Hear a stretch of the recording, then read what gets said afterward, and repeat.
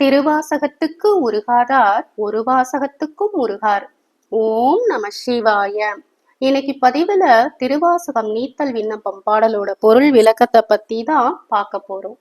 சிவபெருமான் ஏன் யானையை உரிச்சு அதோட தோலை பொருத்திக்கிட்டாரு அப்படின்னும் நம்மளோட பிராரப்த கர்மாவை எப்படி அழிக்கிறது அப்படிங்கிறத பத்தியும் பார்ப்போம். சிவபெருமான் 2 தடவை யானையோட தோலை உரிச்சிருப்பாரு. முதல் தடவை தேவர்களை துன்புறுத்திய யானை உருவம் கொண்ட கஜாசுரனை வதை செஞ்சு அவனோட தோலை போர்த்தியிருப்பாரு.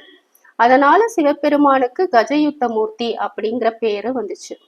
2வது தடவை சிவபெருமானையே அழிக்கிறதுக்காக தாரகாவனத்து முனிவர்கள் வேள்வி செஞ்சு அந்த வேள்வியில் தோன்றிய யானையை ஏவி விட்டிருப்பாங்க.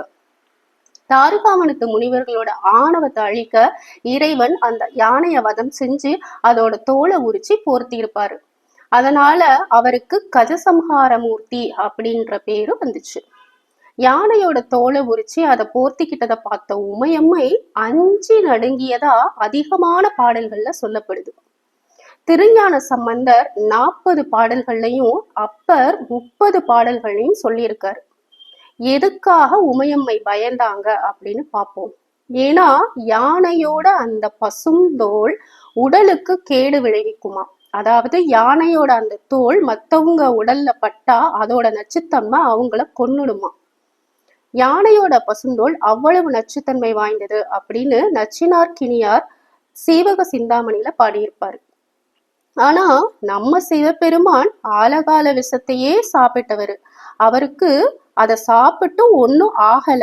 அப்படி இருக்கும்போது இந்த பசுந்தோல் என்ன பண்ணிடும் அப்படிங்கிற உண்மையை மறந்துட்டு எம்பெருமான் மீது கொண்ட அன்பால உமையம்மை பயந்து நடுங்குறாங்க. அதை பார்த்த சிவபெருமான் பற்கள் தெரிய சிரிச்சிட்டு உமையம்மையோட அந்த அச்சத்தை போக்குறதுக்காக தன் மீது போர்த்துன அந்த யானத்தோலை கலட்டிடுவாராம்.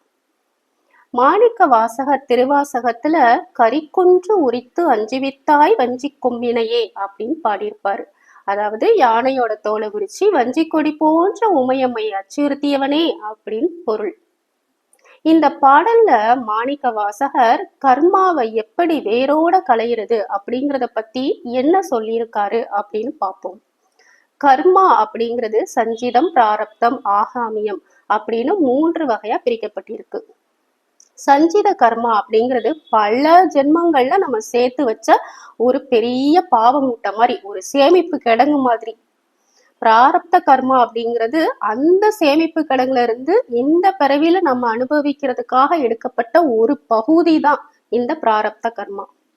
ஆகாமிய கர்மா அப்படிங்கிறது இந்த பிறவில நம்ம புதுசா சேர்த்து வச்சிருப்போம்ல, அதுதான் ஆகாத்மிய கர்மா. நம்ம வினைகள் இப்படி காடு மாதிரி அடர்ந்து இருக்கிறதுனால தான் வினை தொகுதிகள் அப்படின்னு சொல்றாங்க. இந்த வினைகளை எல்லாம் முழுசா அனுபவிச்சு கழிக்க யாராலையும் முடியாது. இந்த நிலைய வேரோட களையப்படாத மரத்துக்கு ஒப்பா சொல்லுவாங்க. ஏன்னா அந்த மரம் வேரோட களையாட்டி மறுபடியும் துளிர்க்கும். அப்போ நம்ம வினைகளை எல்லாம் வேரோட அழிக்கணும். நம்ம பிராரப்த வினைகளை எல்லாம் வேரோடு களைய முடியாது. இதுல புதுசா வேற நம்ம சேர்த்துக்கிட்டே இருக்கோம்.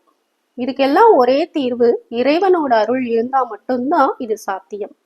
காடு மாதிரி இருக்கிற இந்த வினை தொகைய இறைவனோட ஞானத்தியாலதான் முழுசா அழிக்க முடியும். அதனாலதான் மாணிக்க வாசகர் இந்த பாடல்ல இறைவன் கிட்ட கேட்டிருப்பாரு, என்னோட தீவினைகள் அடர்ந்த காடு மாறி அத உன்னோட பேரருள் என்ற ஞானாக்னியால முழுவதுமா அழிச்சிடு. சுயம்புவாக தோன்றியவனே என்னை கைவிட்டுடாதப்பா அப்படின்னு பாடியிருப்பாரு. அதாவது பிறவியாகிய மரத்தை வேரோடு அழிச்சு என்னை ஆட்கொண்டருள்வாயாக அப்படின்னு பாடுறாரு. அப்போ நம்மளும் இறைவன் கிட்ட அவரோட அருளைத்தான் வேண்டணும். ஏன்னா அவரால் மட்டும்தான் இந்த பிறவியாகிய மரத்தை வேரோடு அழிக்க முடியும். இதைத்தான் மாணிக்க வாசகர் மடங்க என் வல்வினை காட்டை நின் மண்ணருள் தீக்கொழுவும் விடங்க என் தன்னை விடுதி கண்டாய் என் பிறவியை வேரோடுங்களைந்து ஆண்டுகொள் உத்திரகோசமங்கை கரசே கொடுங்கரிக்குன்றுரித்து அஞ்சிவித்த தாய் வஞ்சி கும்பினையே அப்படின்னு அவ்வளவு அழகா பாடியிருப்பாரு. நாளை அடுத்த பதிவில் பார்க்கலாம். ஓம் நம சிவாய.